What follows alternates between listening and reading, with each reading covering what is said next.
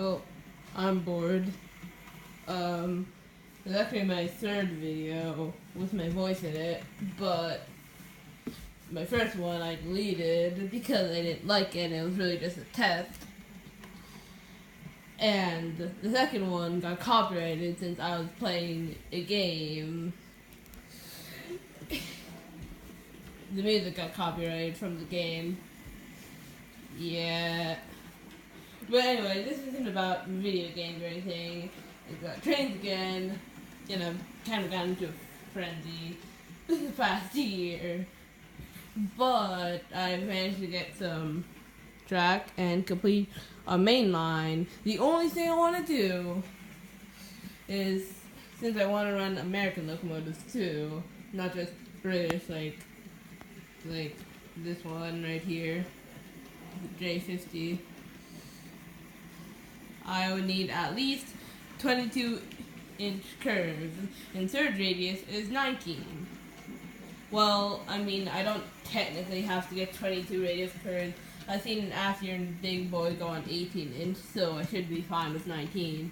But certain places, like right here, this curve right here, the second radius curve, which is a 17-inch, and I think probably gonna break them, and so are these points.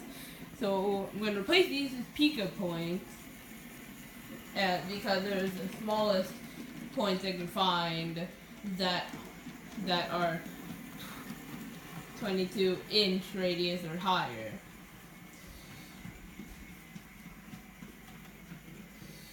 You might be wondering why this piece of track is here.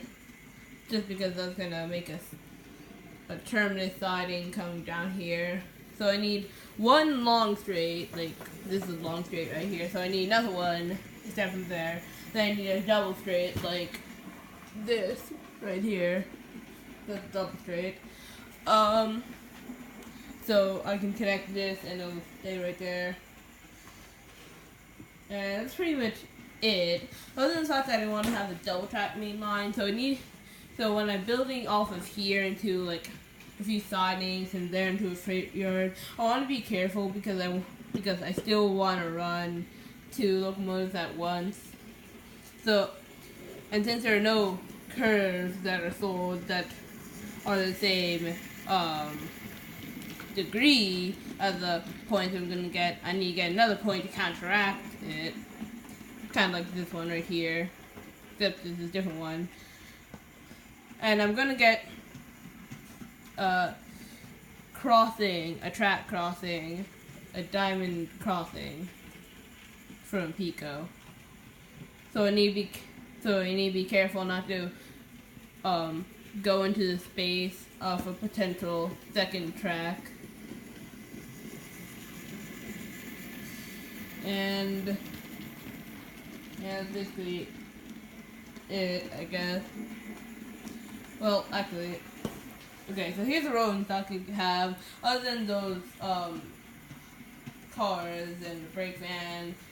I have this, which I'm not really sure, it's just a van, a northeastern van.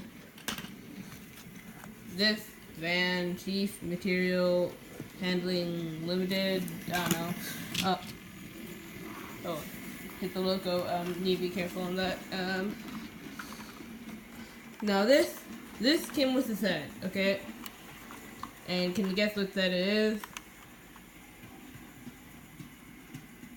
It's kind of obvious.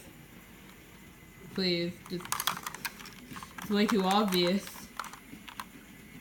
Flying Scotsman set, okay? Yeah, the thing is, I want to kind of recreate the Flying Scotsman train.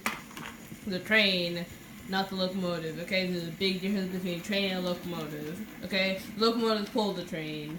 The train can't move by itself. Well, I mean, technically that is a train still, but if you want to be proper about it, it's a locomotive, not a train. But if you say locomotive, it's fine. Okay. Anyway, so this is a brake coach, but it's only a half brake, or as like I call it, just a half brake.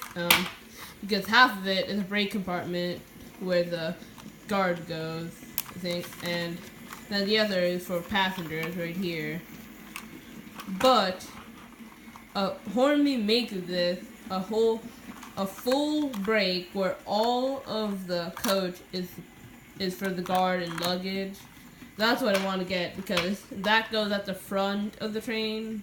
It can also go at the back. It's kind of iffy, but it's so rare that the only possible way I'm gonna get it is eBay. So I'm gonna go look at that maybe in the future. And then I get these two composite coaches. They're just normal standard ones, and I also have this, which I bought specifically for that over there for passenger services because the J50s sometimes did passenger things instead of freight. They were built for coal and shunting at the same time. So coal and shunting they were built for. So I just got this for, like, they probably would have gotten large suburban ones where it's like, this is, so in the size rankings, if this is large and this is small, the suburban would be medium. But I just got this because, I don't know, just decided to. You also have these Great Western coaches. I think they're just like a simple standard Great Western coaches, and this is a break one. Not a full break, but again, I'm pretty sure Hornby makes them. I think I've seen them before. This is a regular composite. So, yeah, just regular thing. And now for locos, obviously that J50 over there. The thing is, with that J50, it's slightly different from other ones you may see. There are 4 types of J50s, Velniar J50s. A J50 Part 1, a J50 Part 2, a J50 Part 3, and a J50 Part 4. This is a J50 Part 4, and the reason you can tell that, well, the reason they have parts in them is because they're all slightly different. This one different, the Part 4 is different, is that it has a taller coal bunker, okay? Taller coal bunker. It would have been shorter than this if it was any other one, but this is taller. It's as tall as a cab. Almost.